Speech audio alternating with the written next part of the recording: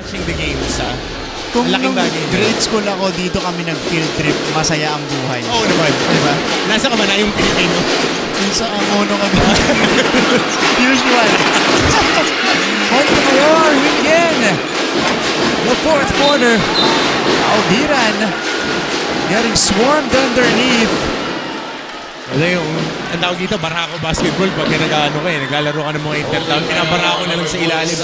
Parang nakita nila with Eman Pizarro in that quarter na, okay, may advantage tayo sa ilalim. Yeah. Pinupwestohan na lang nila ng pinupwestohan. Tsaka alam nila, tatalo na ito. Makikipagtalunan itong JRE sa kanila sa rebound, mamaan nyo lang. Yeah. So unless na-box outin mo itong mga malalaki ng perpetual, hindi problema at magiging problema mo. They're milking disadvantage na Coach Hammer. Until the refs call something.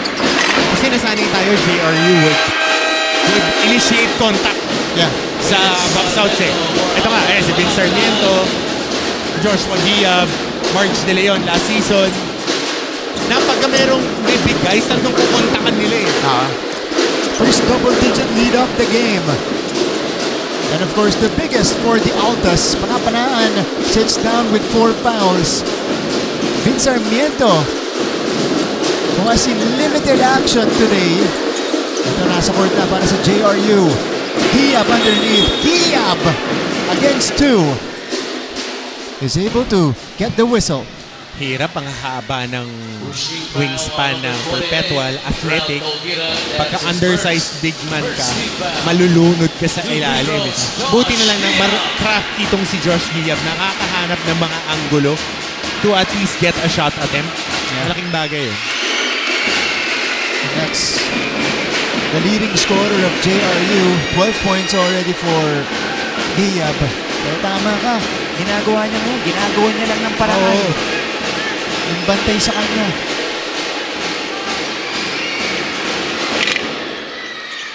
Oh, that is his first miss from the line.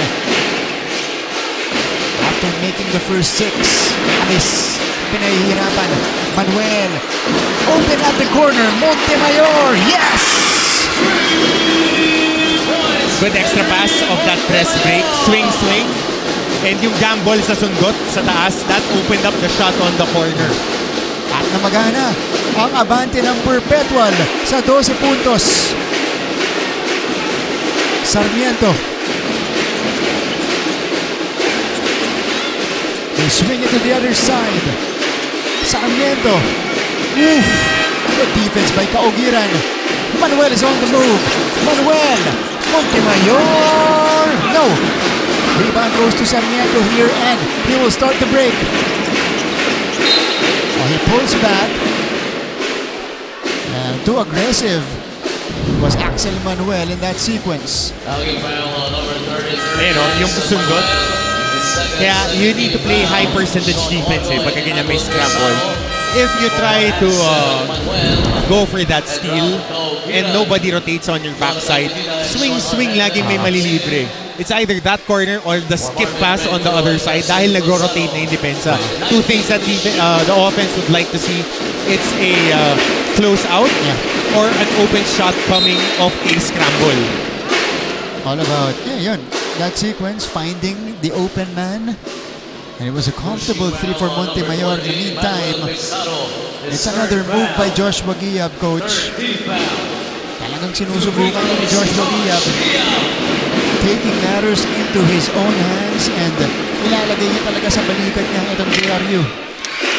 Kailangan may gumawa. Kasi bilang bomb squad head, ikaw na yung kailangan dyan, pressure situation. So, teka, kalma lang tayo. Kailangan kumalma. Again, opening game, pero nakita natin, yung mga contenders, nakita natin pagka pressure pack situation, so, teka, relax. Execute tayo. And that's when maturity comes in. Exactly. So Giab connects on the 2 free throws. 14 points already. Goho Cruz is back in. Replaces Montemayor, who provided quality minutes for Coach Olsen to begin the fourth, giving Goho Cruz a breather. Kasi Ames to Goho Cruz. Handoff again. Pagaran. Cruz face-up jumper. No choice there. Shot clock is winding down. Medina. Argente. JRU! Hindi nagkaamuyan si Sarmiento at si Argente. And you like the intensity of Mark Goho Cruz. Both sides playing high octane on offense. And look at him fighting on this, bullying up on this handoff. He took away that handoff eh. Laking bagay nun. Kasi usually, the downhill players, they like to go shoulder to shoulder. Dadangkutin mo yung bola, especially for a shooter like Argente. Pero pag binubully up, tinatanggal mo yung handoff, sira na agad yung timing niya nung magpapasahan. Pinapakita sa atin ni Goho Cruz na impressive. Impressive. I am very impressed. And now, because Perpetual was able to buy time earlier, now Chris Pagaran is his turn to produce. Oh, Pizarro is down on the other side. So JRU, at least they tried to take advantage of the 4-on-5. Pero mintis yung tira. This is Pizarro. It's cramping up. It's just cramping up. Ito si Pizarro dahil ang taas ng work rate niya. Taas ng work rate niya. Grabe siya kanina. Kada possession, seal agad sa ilalim, automatic. Rehydration salts, konting stretch. Pagpag. Game na ulit. Cramps na, cramps. Kita natin cramps on his right calf. Yeah. Okay. Cramps lang yan. Welcome to the NCAA, Eman Pizarro. Wow, look at the shooting. It's been night and day for JRU in the first and second half, Coach. 50% in the first half, just 24% dito sa third at fourth quarter and natin. I gotta give credit where credit is due. Etong Perpetual Altas has been in front of anybody from JRU who has been taking shots. Wala silang malinis na tira dito. Again, it's active hands, it's the length, and it's just them buying in dun sa pinagagawa ni Coach Olsen na, look, very basic kanina yung kay Goho Cruz. Instinct eh. Shooter, going for the handoff, bully it up. Huwag mong pakuhanin ng bola. Turnover. Pangalawa, nakita nila, nasushoot yung mga midi nila Barrera sa Lozano. Ano ginagawa nila ngayon? Lahat ng shot attempts, may kamay, nakadot. And pagbalik sa baba, mas magaang kayo. Isisil namin kayo ng isisil. So, pagod yung mga players ng Jerry. Kadi-depensa, kababangga. No? So pagod ka na sa depensa kasi minamama ka. Pagbalik mo sa opensa, lahat ng tira mo contested. Bababa talaga yung field goal shooting mo. Again, paano mo ma-overcome yun? That's the question with Coach Louis Gonzalez and the Jerry Heavy Bombers. Moving forward. And again, they no longer have the services of their players last year. AJ Miranda, Flex action. JL De Los Santos, Marwin Junicio, wala na si JRU. Somebody has to step up. Avis. No good on the shot. But here comes Patrick Ramos. Flex action, wala lang tinuluyan. Player speed para dito kay John Avis. Meron na siyang green light, tumira sa labas ngayon. Ha? Yeah, meron na. He is on his last year, no? Si John Avis. John Avis, yeah. If I'm not mistaken, yeah. So medyo he's been here a while. Nag-ano na siya, nag-convert na into a 3-4 guy because as he progressed on his pro career, small forward ang lalarin ni John Avis kasi he's optimistically listed at 6'4". Yeah. Argente, wow, denied! Look at the hustle of the rookie. Tinundutan pa si Argente. Goho Cruz all the way! End-to-end action for the prize rookie of the Altas, Mark Goho Cruz. 13 points in his debut here.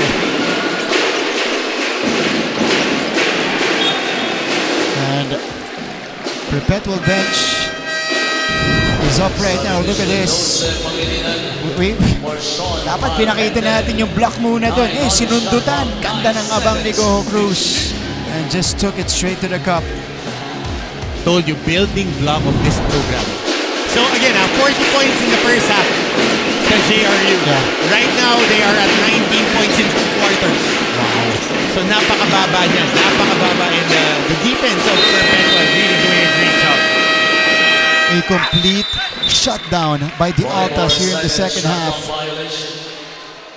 At yung sinabi mo nga kanina, depensa. Yan yung gusto ni Coach Olsen. Manggagaling yung mga opportunities natin from our stops. And that's masasabi based on experience. I mean, I played for Coach Nash. Coach Olsen was helping us out.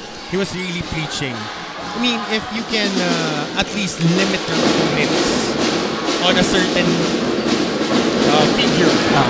Gusto ng mga coaches 15 points a quarter. Maganda ang mangyayari sa'yo. If you can fabricate points of stops, mas maganda yung percentage mo to win. Sabi nila, 20 points in the first and second quarter was too much! Wow! Rojo Cruz is now showing out and he's been displaying his moves. I am so happy that was just a contusion na nagkabangga. I am so happy for Marco Cruz. Yeah. He now leads the way for Perpetual with 15. 5 rebounds, 62% assists. over the field. Wow. Look at this, coach. Fading away, facing up and fading away. Man. Importante kasi yun eh, Mark. Ako, again, through experience, pag yung mga high school players mo na magagaling, nagsistay sa programa mo, yan yung nagtaturn ng tide eh. Kasi nakikita nila, meron kaming plano. Yeah. Kaya ko babalikan ni OG Minor. OG Minor was the first guy that set that up for the San Beda program. Tapos sunod-sunod na sila Bart Bolanete, Borgie Henrida. Sunod-sunod na nagstay sa San Beda kasi meron ng programa. Ow! Nunez! Foul? With a swat. Hold on. That's a foul on Nunez. And again, it's 5 fouls on Nunez. So he started the game for Perpetual and he will finish this one with a couple of points and 3 rebounds. Okay, let's take this chance to go back courtside. And our reporter, nandito ngayon si Kayla Afable. Kayla, go ahead. During the huddle, it was emphasized by the coaches that the team needs to find the flow of their offense once again. It was especially since they are struggling to find that rhythm again. If they focus on executing their high-low offensive plays, they open up an opportunity to challenge the Altas team and even maybe catch up to that lead. Back to you, Martin and Coach Hammer. Thank you, Kayla. Okay. Well, yung high-low na yun ang gumagawa Perpetual. Okay. JRU just... Ang hirap kasi humailo pag mas manipis yung mga players. That's number one. You want to stretch out that defense if you have athletes. Ang nangyayari ngayon, Perpetual is imposing their size. Yeah. Since the start of the second half, talagang binubugbog sa ilalim ng Perpetual. So once here, magiging adjustments dito, mahaba pa na. It's a 16-point lead halfway to the fourth quarter. Boral drives. Orgo catch and shoot. Boral gets the offensive board. So wala pang field goal in the fourth quarter ng JRU. 5 minutes na yan. And they've only scored 3 points, Coach Hammer. 15 in the third and 3 Players on the court, please stay in front of your respective benches. in the fourth, all from the free throw line. So ang senyas dito is unsportsmanlike foul.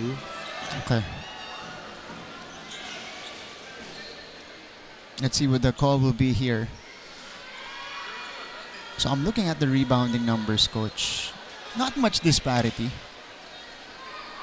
Offensive rebounds, Perpetual leads it by just 3. Plus 3 lang sila, 15 to 12. So titingnan natin ang Perpetual has 15 offensive rebounds. They missed 33 shots, so they're over 40% offensive rebounding percentage. Kasi yung mga mintis nila, nakukuha nila. Yun yung importante. Isa yung sa mga stats na tinitignan ng mga coaches ngayon. You see, they are 26 of 59 as it stands. So that's what, 33 missed shots. You got 15 offensive rebounds. So, a little over 40% of your missed shots nakukuha mo. Sa kabila naman, ang JRU has 12 offensive rebounds. They missed 31 shots. That's under 25%. Roughly mga 30%. So nakikita natin na nakakapag-fabricate ng mas maraming offensive rebounds and touches ang Perpetual. Okay, let's check the replay on what happened. Uy! Unsportsmanlike foul. Tinamaan sa dibdib yung ulo yung nag-recoil. Pero it's not a basketball movement. Dahil nga nagkakaroon ng pwestuhan.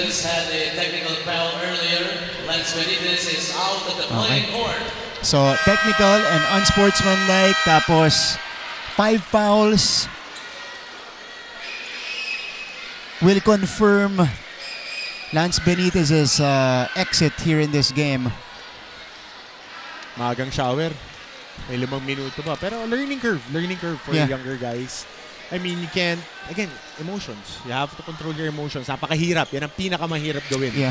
Lalo na pag naglalaro ka ng sports, it's controlling your emotions and being steady inside the game. Even field. And in this game, Coach Hammer, in particular, na talagang inaararo, pinipisikal sila ng big men, itong Perpetual. I think under their skin. You have to be ready. You have to be ready. Niyan. The NCAA is a big boys league. That's true. Pagka pumunta ka ng game na hindi ka ready sa NCAA, mararamdaman mo. Kasi the physicality is heightened and possessions are higher. Yeah. And you would feel it. Kaya nga after ng game, pag ang mga players ko lagi sinasabi, after ng game, inom kayo maraming tubig, matulog kayo. Bukas na kayo magbuhat. Huwag nyo nang pigain ngayon. Okay. Kakailanganin yung extra pahinga kasi mahaba rin ang season natin. Fast and Furious, 13 weeks till we crown the champion. We are at week 12 ngayon. Oh, what a feed. Kaugiran. Wala. Isa pa. Wala pa rin. And Diab finally secures it. Ganito rin nagsimula yung Nunez, Para yung Kaugiran. Diba, ganyan natin yung Nunez. So may mga piyesa sa Ulf na malalaki.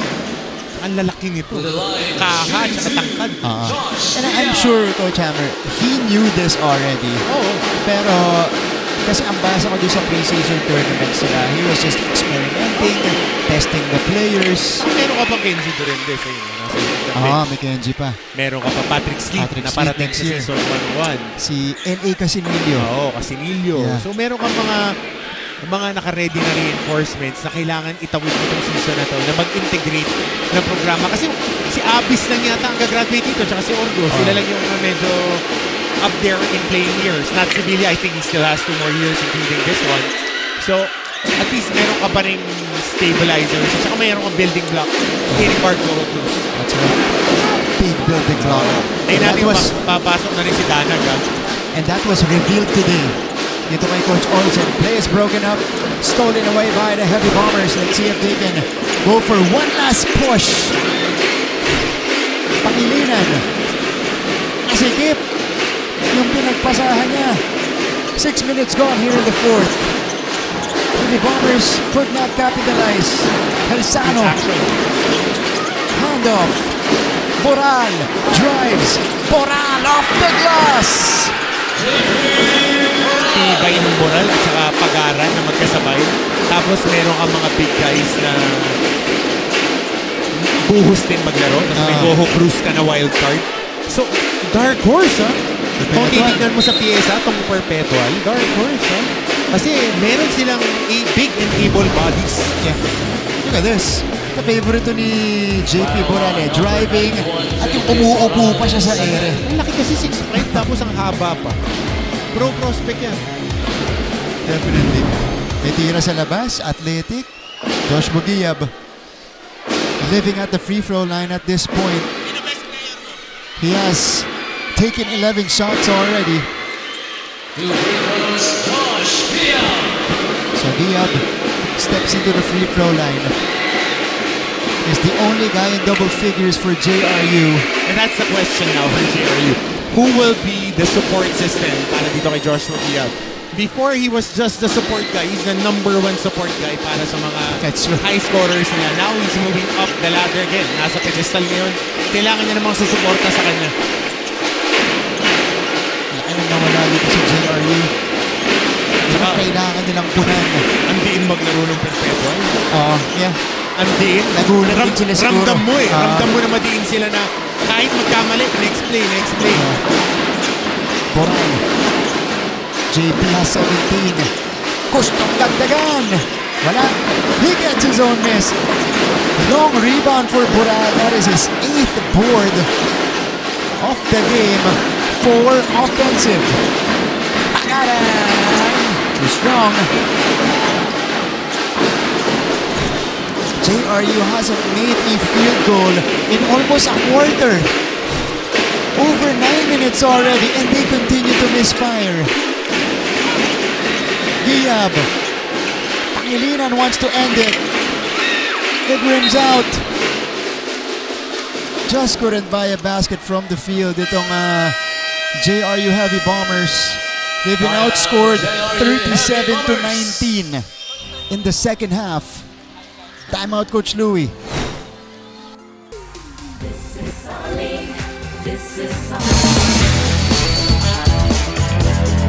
Exciting court action naman ang hatid ng nagbabalik na NCAA Season 100 Men's Basketball Competition. Sa opening game, victory para sa Season 99 defending champions na San Beda Red Lions kontra sa Season 100 host school na LPU Pirates sa score na 79-63. Pinatumba naman ng Benil Blazers ang Mapua Cardinals sa score na 78-65. Win number 1 din para sa San Sebastian Stags. Back to the coverage. 2:36 to go here in the game. Perpetual leads it by 18 points. Lumobo na yung abante nila dito sa ating second half. And coach, this is with Chris Pagaran, their projected leading scorer, going 3 out of 10 from the field. He has 11 points though. But he's been struggling so far, and yet they're still up by 18. You got to give credit also to JB Boral, who's almost scoring a double-double, 17 and 8 for them coming off the bench. 17-9 now. Yeah, 17 and 9, almost a double-double for him. Yeah. And Mark Gohocus, I am really impressed with this kid. He has been as good as advertised, might be better than advertised. Steep ang learning curve as a freshman. That's right. And we already knew about this because we covered pero juniors. Iba kasi pagka-senior college. Yeah. Pero nakasuot lang yun ng toga ilang months ago. Galing high school, fresh high school graduate. Kasi ganyan yung impact. We got pulled down by JP Boral. He now has a double-double, 17 points and 10 rebounds. With a block to add to his total as well. High-low. Ayan ang gusto mo makita sa depensa. Sa ilalim makuha yung bola. Mahirap na pasa. Ayun lang. JRU throws it away. That will not help their cause. Inigo Montemayor is back in. Si Mark Barrera, yung inaasahan natin, coach, hindi na pumuntos dito sa second half. Marami tayong inaasahan na pupuntos para sa JRU na talagang clean up down ng depensa. Okay. I mean, they've been dotting every shot. Dot, naka-challenge eh. Coach, as we enter the final 2 minutes, Sean Orgo. Wow! Lightning play from Sean Orgo, and they now extend their lead to 20 points. Coach, with 2 minutes left here, JRU is in danger of not scoring a single field goal here in the fourth quarter. And if there's something that Coach Olsen want to emphasize is that they want to finish the quarter, that would be a good springboard for them to the next game. Na they're not an offensive team. Mataas yung score nila dito. They're a defensive team. They're a very good defensive team right now with their active hands and their opportunity to dot every shot. Ayun, kita mo, laging may tao sa harap, laging nagsascramble. Ayun, laging may sumusundot na kamay. Laging may interference mula sa Perpetual. And at saka pag hindi mo hinawakan ng maigi yung bola, mawawala sa'yo. Pag nabangga ka ng bahagya nito, Perpetual, magugulat ka. So it's very important for you to secure possession and to, when you're shooting, you gotta understand that you're taking and making game shots. That's true. JRU hasn't scored a field goal in over 10 minutes. Will it end here? It will not. Panapanaan. Lalabas. Barrera finally ends the dry spell to the Heavy Bombers. That was one of the lone clean shots. Nakita mo, galing sa loob yung bola. On the kick out, close out. Malayo yung hinabol. Ayan, right on the replay. Yan yung gusto mo on the offense naman. Open up shooters. You want the guys closing out, hesitating para makatira ka ng outside shot or you have that downhill attack. adjustment. Too little, too late for JRU. Or a little too late, rather. Movida. Sevilla.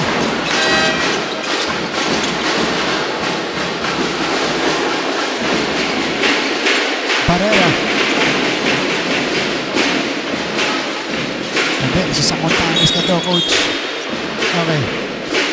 Moving forward for JRU, of course, you don't want this game to be an indicator of the rest of the season for you.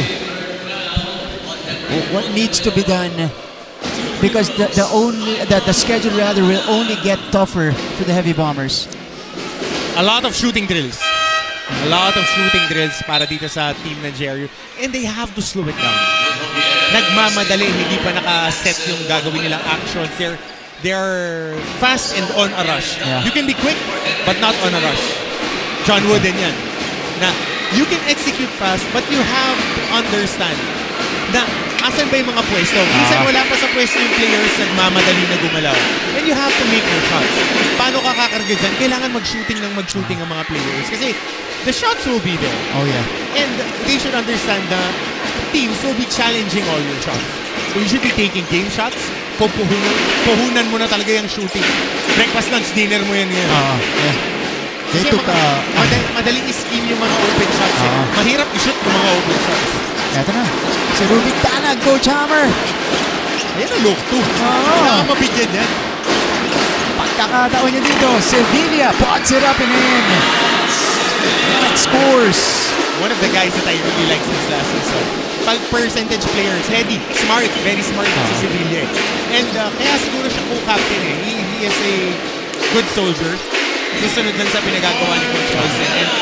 And I'm really happy for him dahil he has been really a good soldier para dito sa Perpetual. May mga times na hindi ginagamit niya pero he's always upbeat on the Minsan nasa reserve pa. And you gotta reward guys like that. Ako si Rubik Tanag, star of San Sebastian in high school. Swarm, Javier. Shot clock violation. For the Perpetual Altas, this is the best first game you can ask for.